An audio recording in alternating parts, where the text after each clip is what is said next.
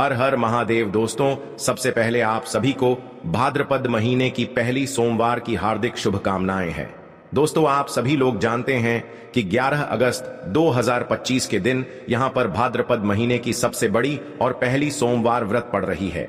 इसीलिए दोस्तों, इस दिन का महत्व बहुत ही ज्यादा बड़ा हो जाता है और इस दिन आप लोगों को 2 पीला कनेर के फूल वाला उपाय जरूर करना चाहिए, जो कि पंडित प्रदीप मिश्रा जी ने अपनी अभी की ही कथा, जो कि उनका अपना नगर सीहोर में ही चल रही है, उसी कथा में बताया हुआ है। तो दोस्तों, इस उपाय को आपको कैसे करना है, कब करना है, कहां पर करना है और उपाय को करते समय आपको किन किन बातों का ध्यान रखना है, ये सारी जानकारी हम आपको इस वीडियो में देंगे। तो चलिए दोस्तों, उपाय को शुरू करते हैं। देखिए, यह दिन इतना खास होता है, इतना महत्वपूर्ण होता है। देखा गया है कभी कभी बड़े बड़े पूजा पाठ अनुष्ठान से जो मनोकामना पूर्ण नहीं होती है, वह इस भाद्रपद महीने की पहली सोमवार के दिन एक छोटे से उपाय करने से ही आपकी मनोकामना पूर्ण हो जाती है। और बहुत सारे लोगों ने इस उपाय को किया भी है और उनको इस उपाय को करने का फल भी जरूर मिला है।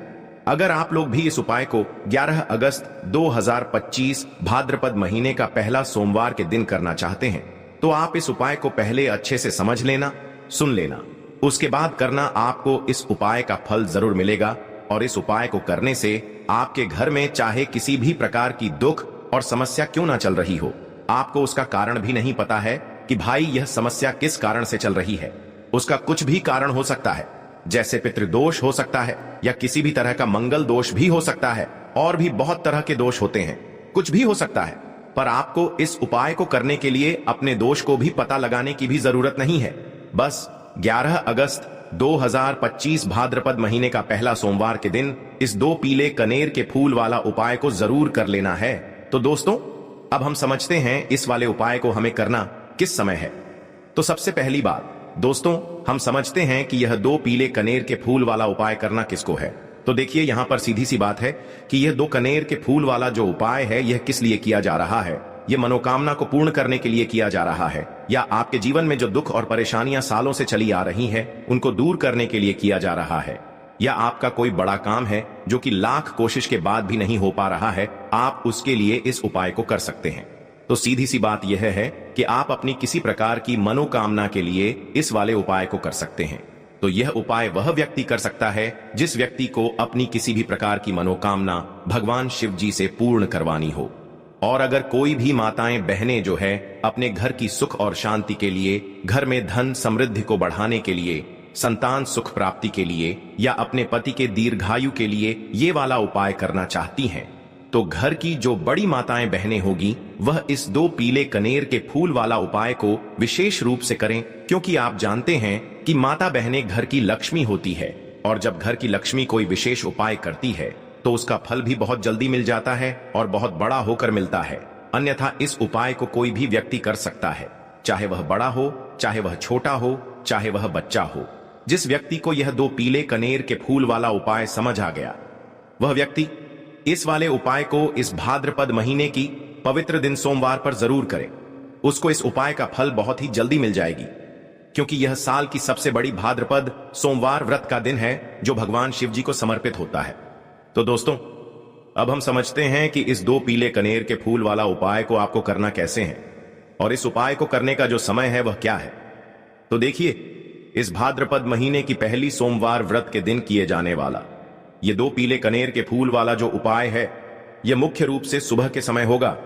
किस समय होगा? सुबह के समय होगा।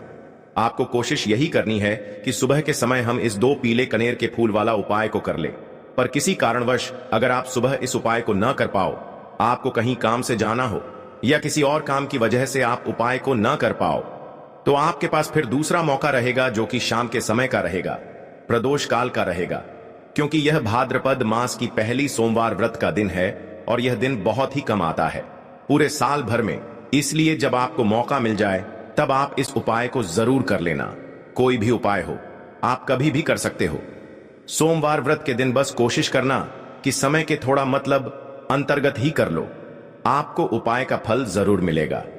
अगर आपके जीवन में भी किसी भी प्रकार की समस्या चल रही है, आप साल भर से बहुत परेशान हैं, तो गुरुजी ने कहा, अब परेशान होने की जरूरत नहीं है, बस 11 अगस्त 2025 भाद्रपद महीना की पहली सोमवार के दिन इस 2 पीले कनेर के फूल वाला उपाय आपको जरूर करना चाहिए। तो चलिए जानते हैं इस विशेष उपाय के बारे में, लेकिन उससे पहले एक प्रार्थना है। अगर आप चैनल पर नए हो या मेरी आवाज आज पहली बार सुन रहे हो तो कृपया चैनल को सब्सक्राइब अवश्य कर लें और कमेंट बॉक्स में हर हर महादेव ओम नमः शिवाय जरूर टाइप कर देना। इसके साथ ही अपना नाम और राशि भी जरूर टाइप कर देना। तो देखिए, आप सभी जानते हैं कि सोमवार की जो दिन होती है वह हमारे महादेव और माता पार्वती के मिलन की दिन होती है, और इस दिन जो भी उपाय किया जाता है वह हमारे शिव और शक्ति को प्रसन्न करने वाले उपाय होते हैं और हमारी सारी मनोकामनाएं को परिपूर्ण करने वाले उपाय होते हैं। तो इस वीडियो में भी हम लोग पूज्य गुरुजी द्वारा बताए गए कुछ बहुत ही खास उपायों के बारे में जानेंगे। यह उपाय आपके जीवन में चल रही सभी समस्याओं को तो समाप्त करेंगे ही, और साथ ही साथ आपके घर में धन धान्य की वृद्धि भी करेंगे और आपके सभी दुख तकलीफ भी खत्म होती है।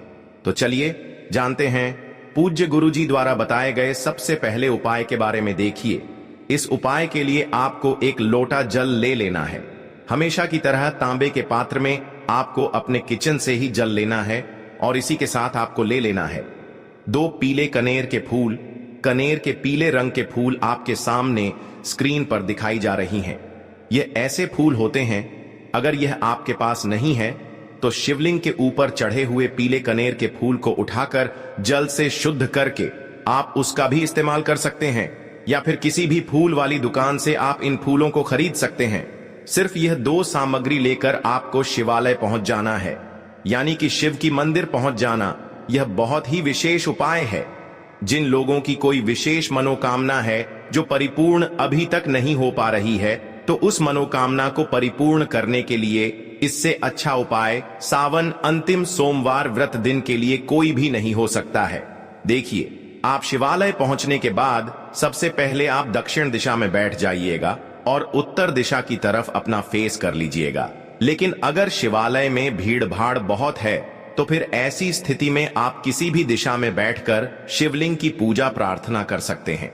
देखिए, पूज्य गुरुजी ने कहा कि इस उपाय को अगर आप शाम को प्रदोष काल के समय में करेंगे तो आपके लिए सबसे उत्तम होगा, क्योंकि यह भाद्रपद मास की पहली सोमवार व्रत का दिन है और इस दिन प्रदोष काल के समय साक्षात माता पार्वती और हमारे देवों के देव महादेव सभी परिवार के साथ शिवलिंग में वास करते हैं।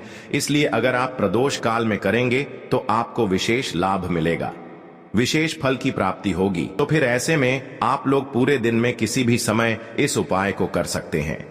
देखिए, अब सबसे पहले आप जो 2 पीले कनेर के फूल लेकर आए हैं, उनमें से पहले कनेर के फूल को आप श्री गणेश जी वाले स्थान में समर्पित कर देंगे और श्री शिवाय नमस्तुभ्यम मंत्र का स्मरण कर लेंगे। इसके बाद आप जो दूसरा फूल लेकर आए हैं उसको श्री कार्तिकेय जी वाले स्थान पर समर्पित कर देंगे और श्री शिवाय नमस्तुभ्यम मंत्र का स्मरण कर लेंगे। फिर उसी शिवलिंग से 3 फूल और उठा लेंगे, क्योंकि आप 2 ही फूल लाए थे ना। इसके बाद तीसरा कनेर का फूल माता अशोक सुंदरी वाले स्थान में समर्पित कर देंगे और श्री शिवाय नमस्तुभ्यम मंत्र का स्मरण कर लेंगे। अब चौथे कनेर का फूल माता पार्वती के हस्त कमल में समर्पित कर देंगे। देखिए, शिवलिंग जिस स्थान पर रखा रहता है, यानी शिव पिंडी जिस स्थान पर रखी रहती है, उस पूरे गोल गोल वाले स्थान को माता पार्वती का हस्त कमल कहते हैं और यहीं पर आपको यह चौथा कनेर का फूल समर्पित कर देना है। इसके बाद आप जो 5वां कनेर का फूल लिए हैं उसको समर्पित कर देंगे शिवलिंग के ऊपर। लेकिन यह फूल शिवलिंग के ऊपर समर्पित करते हुए आपको शिव और माता पार्वती का स्मरण कर लेना है। श्री शिवाय नमस्तुभ्यम मंत्र का स्मरण करते हुए आपके जीवन में अगर धन की समस्या चल रही है तो उसको आप महादेव से दूर करने की प्रार्थना कर लीजिए, या फिर आप अपनी बच्चों की नौकरी के लिए यह उपाय कर रहे हैं तो उसके लिए महादेव से प्रार्थना कर लीजिए, या फिर आप अपने मकान जमीन जायदाद के लिए, या फिर आप अपने बच्चों के विवाह के लिए यह उपाय कर रहे हैं तो उसके लिए भी महादेव से प्रार्थना कर लीजिए। जिस भी मनोकामना के लिए आप यह उपाय कर रहे हैं तो उस मनोकामना का स्मरण करिए और महादेव से उस मनोकामना को पूर्ण करने की प्रार्थना करिए। फिर श्री शिवाय नमस्तुभ्यम मंत्र का स्मरण करते हुए यह आखिरी फूल आपको शिवलिंग के ऊपर समर्पित कर देना है। इसके बाद आप जो एक लोटा जल लेकर आए हैं उसमें से थोड़ा जल आप सबसे पहले श्री गणेश जी वाले स्थान पर आपने जो फूल समर्पित किया है उसमें समर्पित कर दीजिए। फिर थोड़ा सा जल आप श्री कार्तिकेय जी वाले स्थान पर जो फूल समर्पित किए हैं उसके ऊपर थोड़ा सा समर्पित कर दीजिए। फिर तीसरे नंबर पर आपने जो फूल माता अशोक सुंदरी वाले स्थान पर समर्पित किया है उस पर एक थोड़ा था जल समर्पित कर दीजिए।